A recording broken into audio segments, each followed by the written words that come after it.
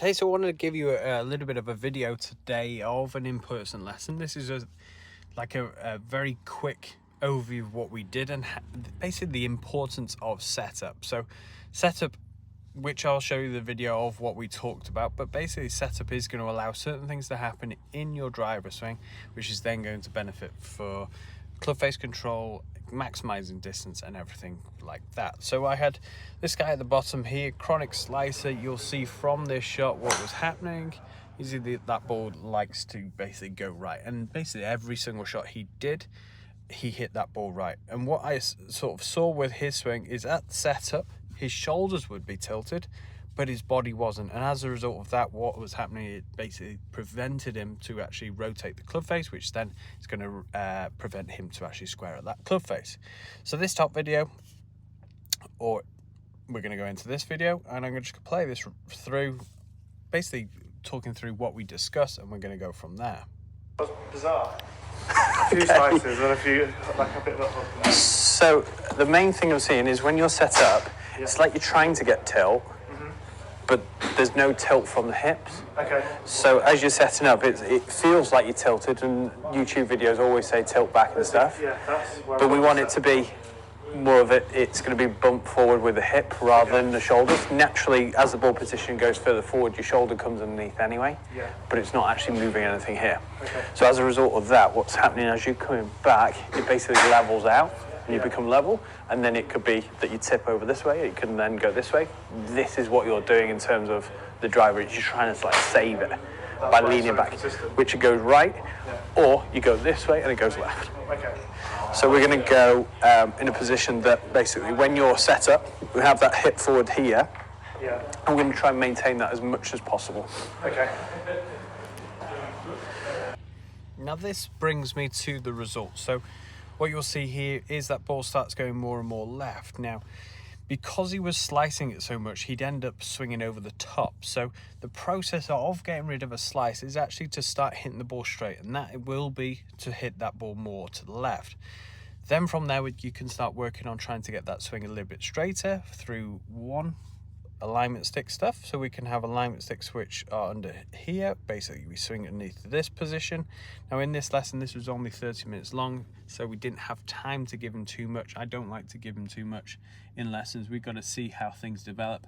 I think from here what we discussed was seeing that ball left will as a result mean that your body will react in a way that it starts it to go more to the right. So in terms of you and how you're watching this, the things that you need to look at from this sort of camera view here, if you are tilting enough, is that we're going to see more of the left forearm here on show. This right arm then tucks in a little bit more. This then shows us we're going to have a position that we're in a good setup. From this position, we want to maintain tilt on the backswing, and as you come through, what you're going to do is feel like his head stays back and maintaining, if not exaggerating, that tilt on the way through.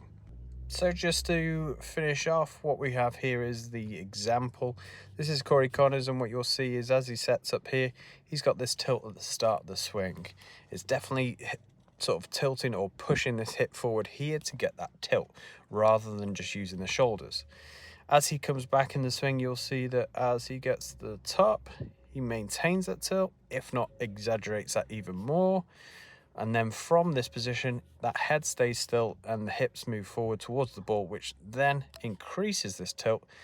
This then allows him to release the hands at the ball, which then is going to square at the club face, going to send that ball high. It's going to give him maximum amount of distance as well. And so the key thing that I look at on this front view is we have this club face or club shaft and the left arm in a straight line. We have this leg that kicks out here, and we have this tilting back, and we have a reverse K.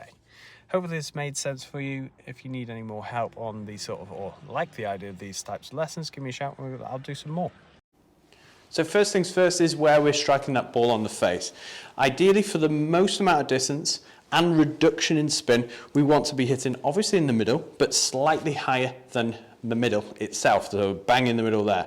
We want to be slightly higher. That's going to reduce spin, so it's going to go higher and longer as a result. To do this, we need to have the right tee heights. Now I've got a couple of pink Castle tees here.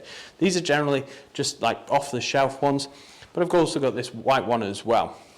Now, ideally, in terms of tee height, we want the ball to be slightly higher than the crown of the club. So slightly higher than the top here. The reason is, with the driver, we're not hitting the ground. What happens then, as a result of the club starting on the floor, what happens is as it comes through, it actually lifts up slightly.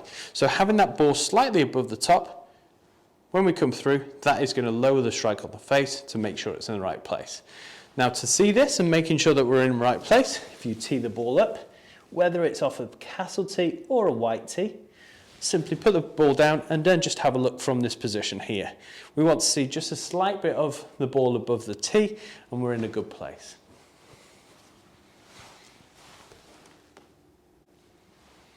Once we've got the tee height correct, we need to make sure the ball's in the right position in our feet.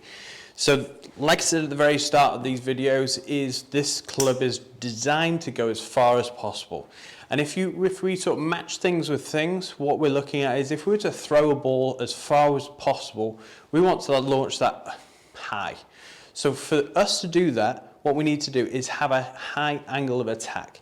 Now, in basic terms, that means your club's coming up to the ball as it gets there. So from this position, your lowest part of your swing is going to be behind the ball. From here, the club's going to be rising up to the ball as it gets there. To do that, ball position is key for this. So normally what we'll have with an iron, we'll have ball position bang in the middle, and that helps us with strike. With the irons, we want to hit down on it. Driver, we want to hit up. This allows us to hit that ball far. So to do this as a process, what you're going to do is start with your ball in the middle of your feet. I want you to turn your left foot out slightly. This is going to help rotation. It's going to help us get through the ball. From here, I want you to do a step. Now this step is a little bit wider than iron shots. The reason is because we're swinging faster. This club is going to go faster than a 7-iron. It's going to go faster than a sandwich. So by going wider, it allows us to have a more stable base. From here, you can see that the ball position now is going to be more on my left heel. From this position, this allows the lowest point of your swing to be more behind the ball, which allows us to hit up on that ball and send that ball far.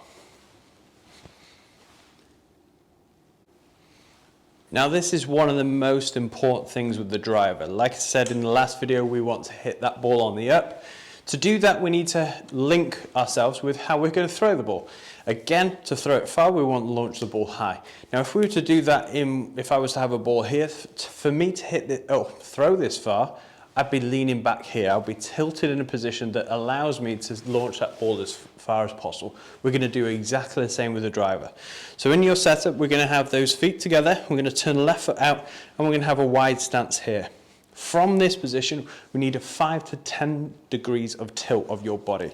So I'm going to use the midline of my chest here. I'm going to put the club down the middle, and from here, I'm going to tilt from my waist. So I'm going to feel like I'm pushing in here to get to my left side. So you can see now it's pointed to my left knee. From there, that's allowed me to have tilt. Now, the most common thing I see in lessons is we have fake tilt. Fake tilt comes when the grip's in the wrong place. So once you're in this position, the thing to check is whether you've tilted from the shoulders as you've taken your grip, or if you've tilted from the hip. So the hip goes forward to get in this position. From this position, what we want to feel is as if we were to right arm down, we want to be able to touch our right knee. From there, we want to balance ourselves 50-50 in the stance to allow us to be in this position. This is super important because during the whole swing, we want to stay in this tilt as long as possible because that's going to help us launch that ball as far as possible. So in terms of like a process, start with your feet together, turn that left foot out, and then we're going to do a big stance here. From this position, we're going to tilt from the hip towards the ball, and it's as if we're looking at the back of the ball here. From this view, if I was to do the same thing, from here we're tilting forward, and this from the camera view, you should be able to see more of my left forearm. This is going to set my shoulders up a little bit more this way, which is then going to help me swing from the inside, which is going to be able to allow us to release a lot of speed onto the ball to get that ball going as far as possible. Making sure the grip is in the right place allows us to hit those straight shots as well. So we're going to go for a neutral grip, but I'm going to talk about a couple of variations on that as well. When we're taking the grip, we're going to go left hand first. That we're going to see 2 to 3 knuckles on that left hand. Ideally, if you're to be picking up the club, what you can be able to do is basically hold the club like this and it doesn't fall out of your hand. So it's on the palm and it's on that index finger there. If it's weak, which is rotated too much like that, and your thumb goes down here, it's a really hard thing to be able to do. So get that hand right over the top here, 2 knuckles, and this thumb sits on this right hand side. This right hand then is going to be over the top of that. Now you can go interlock, overlap, or baseball. That's a grip style. What we want is the position. So from my view here, what I'm seeing is the ends of my fingers rather than any nails, or even not even seeing anything whatsoever. What we do want to see is, imagine this line from this position here, that goes up to the left shoulder, and we're going to have the same on that right hand here. That is a neutral grip. That's going to give us the best opportunity to stay neutral. However, there is a variation of this that I'd encourage you, if that ball is going left to right and slicing off to the right hand side. It's going to be, left hand's going to be in that position, 2 to 3 knuckles there. However, this right hand is going to be slightly underneath.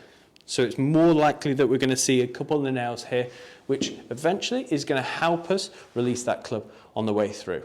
The common fault that I see in grip setup is when you take the grip. I want you to take the grip from when you are in this position. So you're going to set the club up here, you're going to take your left hand, right hand, set up like this, turn the left foot, big stance, tilt, and we're in position for that shot.